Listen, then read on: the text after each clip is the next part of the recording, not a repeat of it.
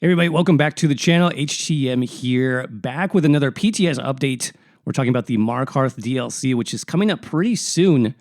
Just a couple more weeks to go. Now, I haven't covered the PTS patch notes in about 2 weeks, so I wanted to go ahead and jump in here. There are a fair amount of changes this week specifically, so I want to talk about combat and abilities, and then some of the item set changes that we're seeing right now. So in terms of buffs and debuffs, they are still working on this new debuff called Minor Brittle. So they've fixed some issues where this wasn't applying in some cases. I know originally it wasn't even applied to like the trial dummy. I believe it's working on the dummy now for testing.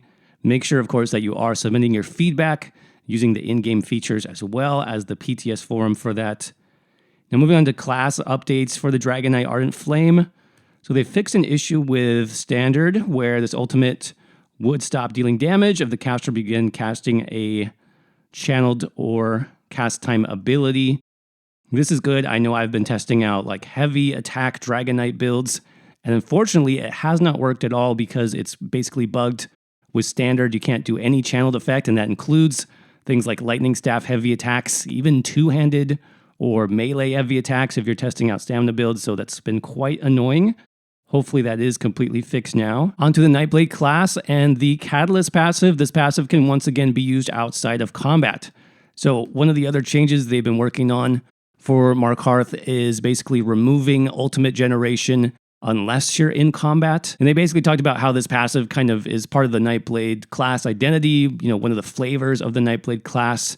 So they're putting that back on. I think that's fine. Now, when we talk about weapon abilities and destruction staff especially, quite a lot of changes have been going on in the Markarth DLC, specifically for frost staffs. Now, I do have a video on this on the channel. I'll have a link for that in the description if you're interested. But basically, they're adding a lot more to the frost staff in terms of support builds, healers, and even tanks.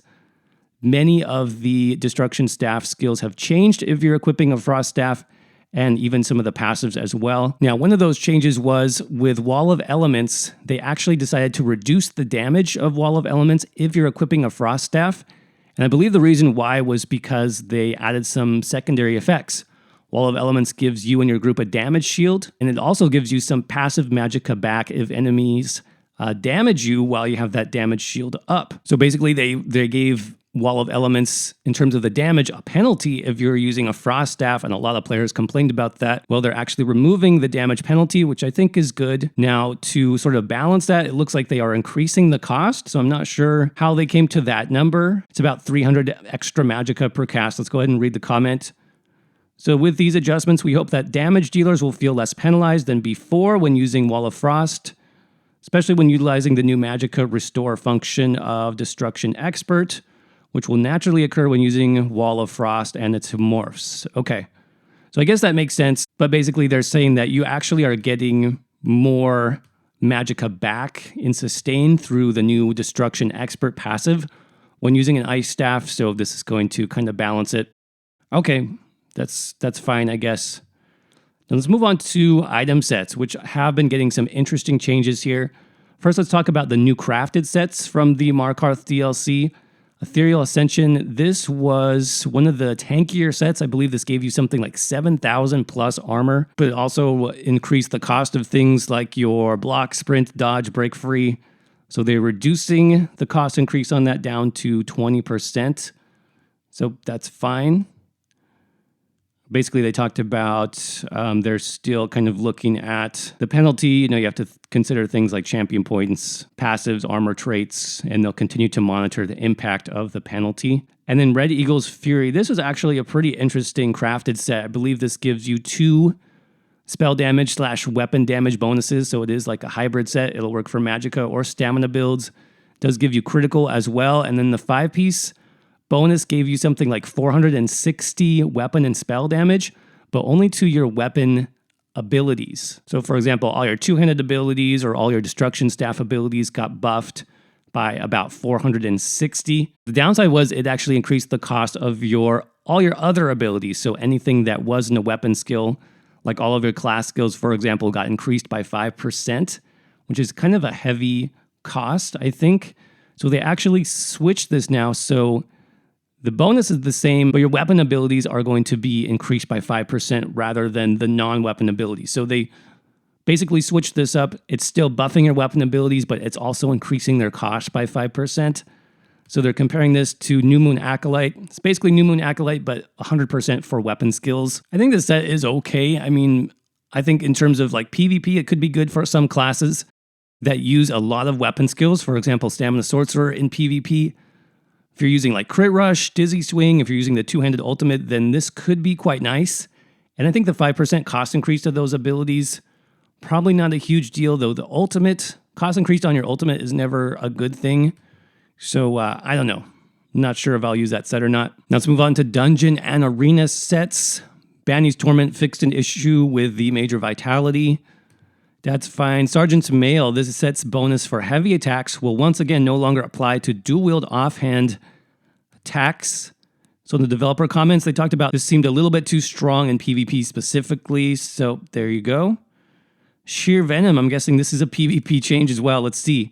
Reduce the damage the set deals to 6576, down from 8766. So about 2,000 damage reduction there. I know the set is very popular in terms of PvP proc sets. That's probably why it's coming down a little bit. Savara's Scales, just fix some issues here. Now let's get to Mythic items. I think this is pretty interesting. So the Pearls Mythic set can no longer generate ultimate outside of combat. We talked about this with the Nightblade and what they're trying to do with ultimate generation in general. They're trying to make that in combat only in most cases. And then Ring of the Pale Order. This set now heals for 18% of your damage done, up from 15%, but decrease the healing cap to 2750, down from 3750. So if you missed the PTS patch notes last week, they actually put a cap on the Ring of the Pale Order. I talked about this mythic item a couple weeks ago, talked about how strong this is going to be, especially for solo players, how nice this is, honestly, for some classes that don't have a lot of self-healing. And they did cap this. I don't feel like the cap, though, is a bad thing necessarily. This is going to control the healing in some cases where your damage is insanely high. Specifically, you know, veteran trials, it's going to control the healing in those situations. Whereas in other situations where you're solo, your damage isn't as high anyways, so the change really isn't going to be a big deal. Now, something to think about this too is, yes, there's a healing cap on the Mythic, but there's no cooldown. So especially for things like dot builds, if you have multiple attacks happening, each attack is going to proc some additional healing on your character. So it's not like this is 2750 per second, which would be pretty useless, honestly. This is 2750 per damaging ability. So I feel like this is quite good still. I am still planning on getting it and putting it on a couple of my solo builds. Let's check out the developer comment here. With these adjustments, the set should perform slightly better for sustained pressure builds and PvP in general, while seeing reductions in power from heavy-hitting burst attacks in PvE. Now, let me talk about Mythics here really quick and what I hope they're doing here. So we all remember Thracian Stranglers. Nothing really happened during the PTS cycle with Thracian. Lots of players left comments saying how strong it was. The developers really looked at it and didn't do anything. They were like, oh, this is fine. And then as soon as live hit and everyone started using it in trials, they said, oops, maybe this is too strong, so let's go ahead and nerf it down a little bit. And then maybe it's still strong, so a couple weeks later, nerfed again. That's really, I think, bad business in terms of you set players' expectations at a certain level, and then once the item becomes available and after, in fact, players have farmed for that item, then you change it. That's really not a nice thing to do to players. So I appreciate what's happening here. This is what I've said should happen. You should use the PTS for these balance changes, and hopefully they are going to stick with these. I think we have maybe 2 more weeks of PTS updates. Hopefully by the time those are done, or maybe even right now, they've reached a point where they're happy with the balance of this Mythic, and we can push it to live servers in a couple weeks and say, this Mythic is done, we're not going to change it anymore. So you know what you get when you take the time to farm this item, because it is a Mythic item and does take a lot of time. So hopefully they're doing it right this time. Hopefully this isn't another Thracian Stranglers event where it just gets nerfed and nerfed even beyond the live release.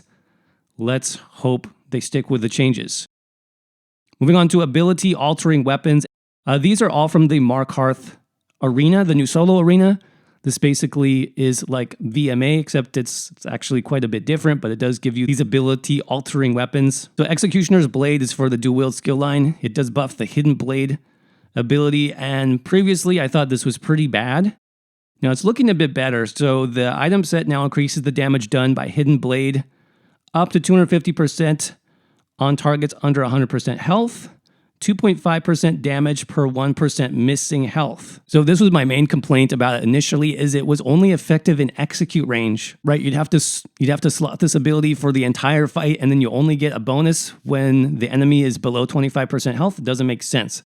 So now you get the bonus for using this skill and this item 100% of the time, which I think is a big improvement.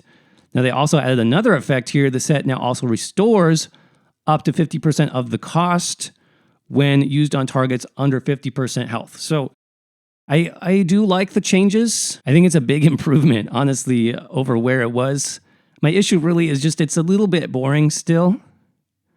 I feel like with this, basically this last round of ability-altering weapons, that they kind of ran out of ideas. I don't know if you guys feel the same way, but let's keep going. They've adjusted most of these. So Frenzied Momentum. This set no longer can generate stacks while outside of combat. So they're attempting to reduce the possible burst damage of using that. That's the two-handed arena weapon. Point Blank Snipe, this of course is the bow arena weapon. This set now scales its damage between 5 and 33% based on your distance, rather than granting the flat 33% while 7 meters or closer to your target.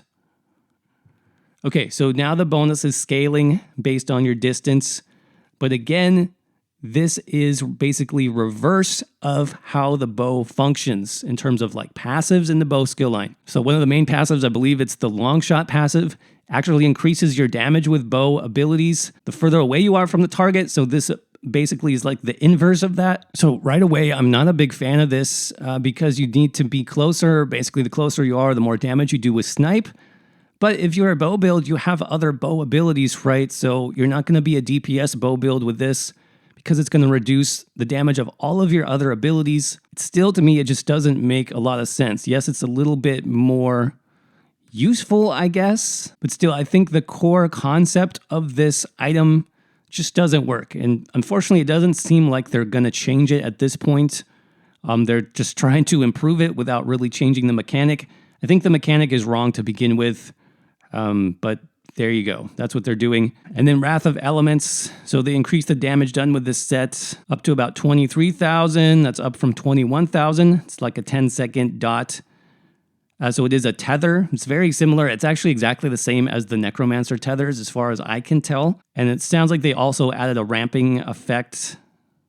So as the tether is damaging enemies, it also increases the damage by 1%. So they're saying we hope to see more payoff for using this set in cleave, AoE encounters, while also rewarding staying in range of your opponent. So it's okay. It might be nice specifically on like some PvP builds like Dragon Knights, Templars, even, PvE or PvP. So that's all the major changes this week. We talked about some of the changes overall. As usual, though, I'd like to hear what you all think about the changes, so let me know in the comment section below. As always, thank you all so much for watching. I hope you're doing well. Stay safe out there, and I will see you around in the next video.